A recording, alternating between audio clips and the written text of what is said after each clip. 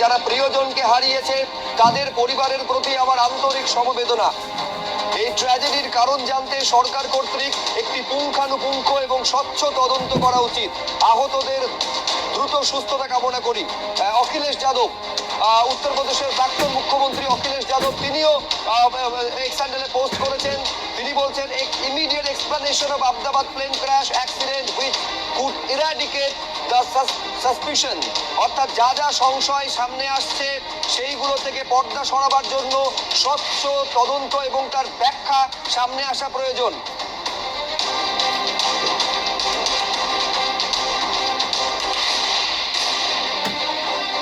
হাসপাতালের হস্টেলের উপর ভেঙে পড়ে বিমান। এটা হচ্ছে সেই হস্টেলের ভেতরের ছবি দেখতে পাচ্ছেন। ভয়ঙ্কর পরিণতি হয়েছে। আহত 15 জন চিকিৎসক, এই হস্টেলে যারা থাকতেন 15 জন চিকিৎসক আহত হয়েছেন।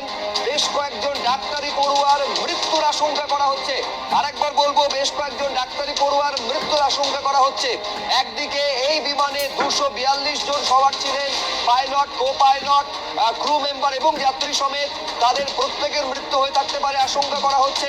সেই সংখ্যা বাড়তে পারে, তার কারণ যে এই সিভিল হাসপাতালের যে হস্টেল বিল্ডিং এ ধাক্কা মারে, যেখানে ভেঙে পড়ে এই বিমান, সেখানকারও বেশ কয়েকজন ডাক্তারি পড়ুয়ার মৃত্যু হয়ে থাকতে পারে বলে আশঙ্কা করা হচ্ছে। 15 জন চিকিৎসক এই হস্টেলের মধ্যে ছিলেন, যার ভেতরের ছবি দেখতে পাচ্ছেন। এইটা হচ্ছে সিভিল হাসপাতালের হস্টেলের ভেতরের ছবি। আর এইটা বিমানের বিভিন্ন অংশ চারিদিকে ছড়িয়ে ছিটিয়ে গেছে, ছিন্ন বিচ্ছিন্ন হয়ে গেছে। বিমানের এইটা দেখতে পাচ্ছেন সামনের দিক, যেটা একেবারে গিয়ে ধাক্কা মেরেছে এই সিভিল হসপিটালের যে হস্টেল, সেখানে প্লেনের অংশ একেবারে ছাদের এফোড় ওপর হয়ে গিয়েছে।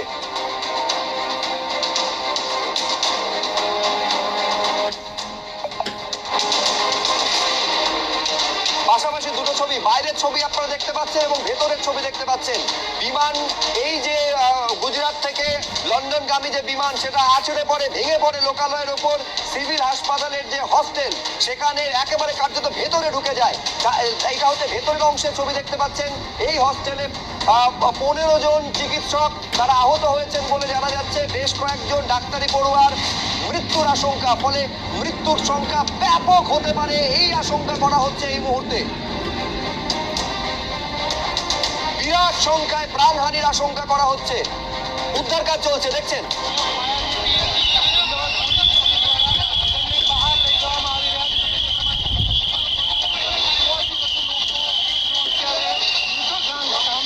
যে জায়গায় দেখতে পাচ্ছেন চারপাশে প্রচুর বহুতল রয়েছে, এইখানে ভেঙে পড়েছে বিমান।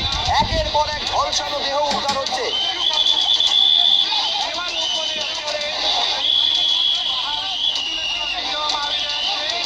ভয়ঙ্কর এই ছবি, ভয়ঙ্কর ছবি। কারণ মৃত্যুর সংখ্যা কোথায় গিয়ে দাঁড়াবে আগাম অনুমান করা মুশকিল, কারণ প্রচুর প্রাণহানি হয়েছে। বুঝতে পারছেন, 242 জন, এর মধ্যে সবার ছিলেন 230 জন, যার মধ্যে যাত্রী। এইটা একেবারে লোকালয়ের ওপর ভেঙে পড়েছে এই বিমান। একের পর এক দগ্ধ দেহ, মৃতদেহ, সেখান থেকে সারি সারি মৃতদেহ বের করে নিয়ে আসা হচ্ছে। আমি ব্রতদীপের সঙ্গে কথা বলবো। ব্রতদীপ,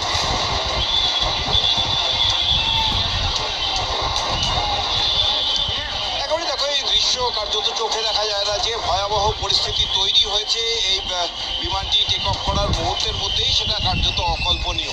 এবং যারা ছিলেন যাত্রী তারাও কেউ আশা করতে পারেনি। কারণ যে কথাটা আমি বলছিলাম এবং তুমিও কিছুক্ষণ আগে বলছিলে, যে সন্দেহের কথা, স্বাভাবিকভাবেই অনেকগুলো সন্দেহ, অনেকগুলো প্রশ্ন কিন্তু দানা বাঁধতে শুরু করেছে এই দুর্ঘটনা নিয়ে।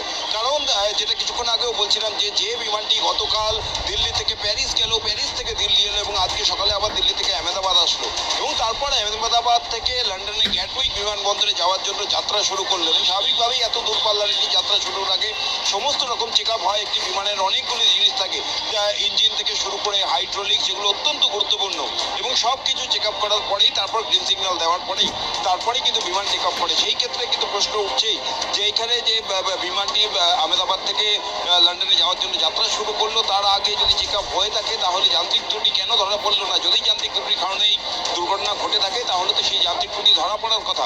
দুটি ইঞ্জিন বিকল হয়ে যাওয়ার ক্ষেত্রেই কিন্তু এই ধরনের দুর্ঘটনা ঘটতে পারে, এমনটাই বিশেষজ্ঞরা বলছেন। কিন্তু একটি বিমান যেটা সবেমাত্র যাত্রা শুরু করলো, তার দুটি ইঞ্জিন একসঙ্গে বিকল হয়ে গেল। কারণ এই বিমানটি যেটা এয়ার ইন্ডিয়ার তরফে এবং যে তথ্য পাওয়া যাচ্ছে এয়ার ইন্ডিয়ার তরফ থেকে নিয়মিত কিন্তু এই দেশ থেকে ওই দেশ, কখনো প্যারিস, কখনো টোকিও, কখনো লন্ডন, এইভাবেই যাত্রা করে চলেছে। সেই বিমানটি আচমকা এরকম একটা যান্ত্রিক ত্রুটির কবলে কিভাবে পড়লো সেই নিয়ে কিন্তু নানাবিধ প্রশ্ন উঠতে শুরু করছে। যিনি পাইলট ছিলেন তিনি মেডে কল করলেন টেক অফের কয়েক মুহূর্তের মধ্যেই।